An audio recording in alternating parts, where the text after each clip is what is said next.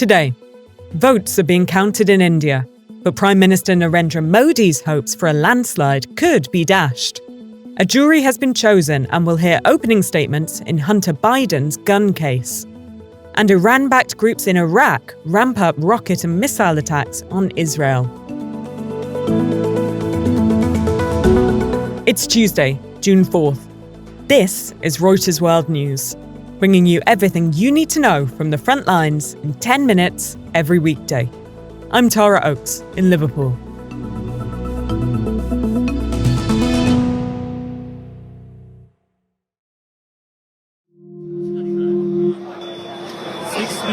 New Delhi, and counting in the world's largest election, where India's Prime Minister Narendra Modi looks set to fall short of a landslide victory many had predicted. His alliance raced to a majority early on, but not with the big numbers seen in exit polls. Krishan Kaushik is in New Delhi and is monitoring the count. So how is Modi placed right now, Krishan? What we are seeing at the moment is that even the alliance is unable to touch the 300 mark as of now. If these trends hold true, that means Modi's Bharatiya Janata Party will be well short of the halfway mark of 272. It doesn't mean that he has to sit out of power, but it definitely means that he will not have the free hand and the free rein that he had in the first two terms, where the party had a majority of its own. Is there any indication yet as to why Modi's not done as well as expected? A few obvious answers, of course, are the issues that people had been discussing throughout the entire campaign phase. Is the issue of unemployment, is the issue of incomes not going up in the agricultural belt of India and in the rural parts of India. There are indications from certain polls that the youth did not vote for the Modi this time, and unemployment is a definite factor for that. Along with that, the opposition has definitely done much better than expected in certain states, certain key states. So when will we know the full result and what's going to happen next? The final result might take several more hours. It could go late into the night. It's only by Wednesday that we will definitely know how many seats each party has won. Once that has happened, if the BJP by itself is well short of the halfway mark, there could be a lot of political negotiations, a lot of haggling between the allied parties, who become the kingmakers then. With Modi struggling to win a majority of seats, Indian stocks have tanked. Carmel Crimmins has more. So India's main stock index has tumbled as much as 8.5% in Mumbai. That's the biggest intraday drop in 4 years. Investors are spooked because Modi's BJP party is unlikely to win an overwhelming majority, as originally predicted by exit polls. That could mean a new government isn't able to push through land and labour reforms that are seen as crucial for India's economic growth. India's sovereign bonds and the rupee fell. And speaking of currencies... Yes, Carmel. Tomorrow's episode of Reuters Econ World, my new weekly podcast, is actually all about currencies, and specifically the dollar, how it affects you whether you live in the United States or not. Sounds great. I hope so. You can catch it on Reuters.com or your favourite podcast player.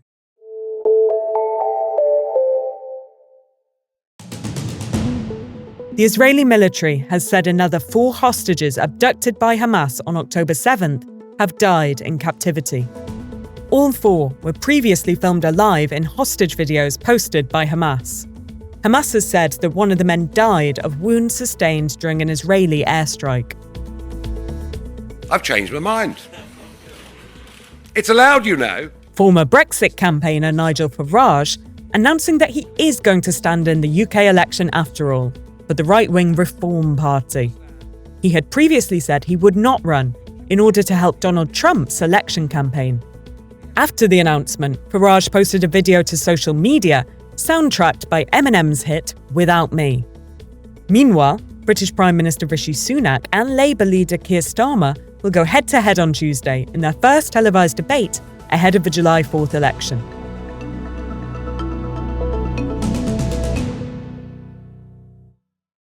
Just days after former President Donald Trump was found guilty in his hush money trial, a jury has been sworn in for Hunter Biden's trial.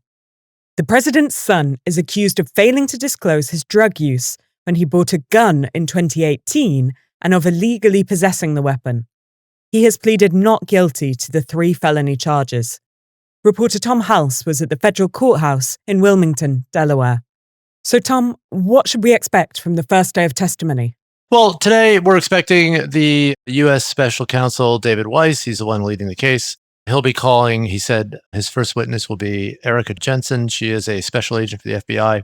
And in court papers prior to the trial, they described her as a witness who will explain Hunter Biden's drug addiction, who will go through portions of Hunter Biden's autobiography where he said he lived every day at the demand of the crack pipe or some phrase like that. And the FBI agent will also go through messages that the authorities collected from Hunter Biden's phone, Hunter Biden's laptop, Hunter Biden's iCloud account.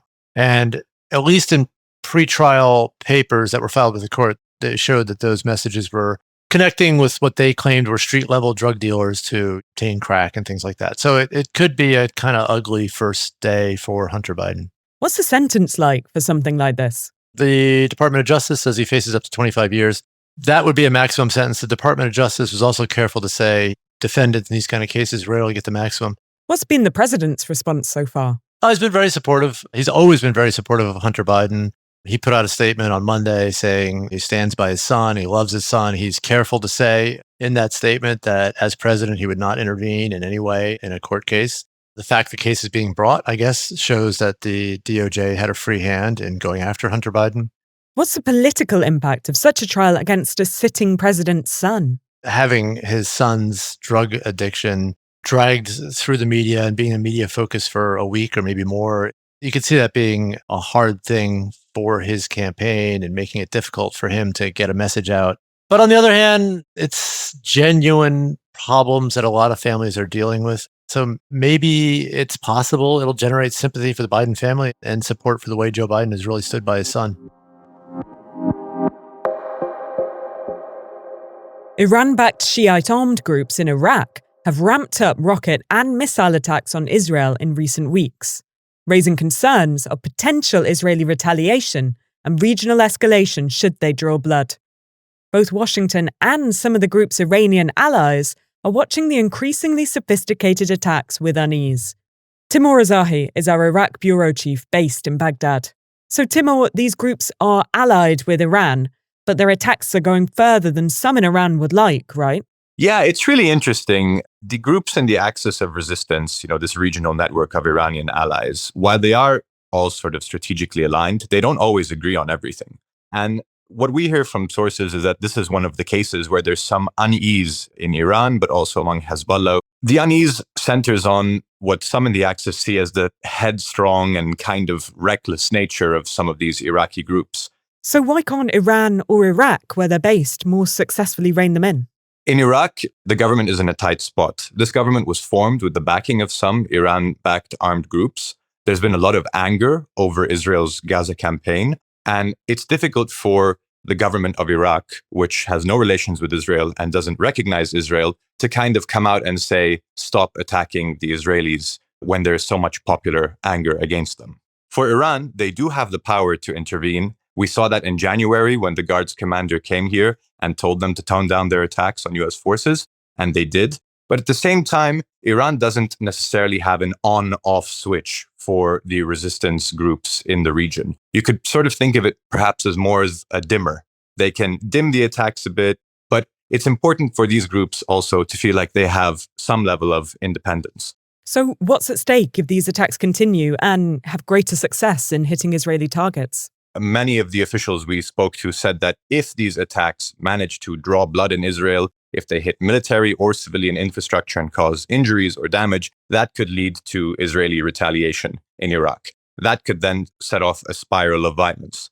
The drone and missile attacks that are being undertaken by the Iraqi factions have to pass over Syria, Jordan, and perhaps also Saudi Arabia to get to Israel. So there's always a chance that they could hit something on the way. And there's a risk as well that Washington could be drawn into this, right? Yeah, so the US has troops in Syria and in Iraq. And after the Gaza war, they were facing near constant daily attacks by these Iraqi groups.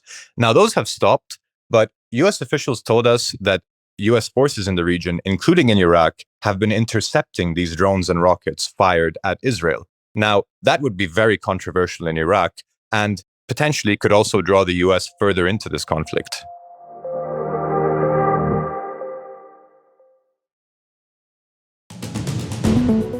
That's it for Tuesday.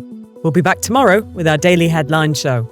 And don't forget that tomorrow we'll have a new episode of Econ World Podcast 2. To never miss an episode of Reuters World News or Econ World, subscribe on your favourite podcast player or download the Reuters app.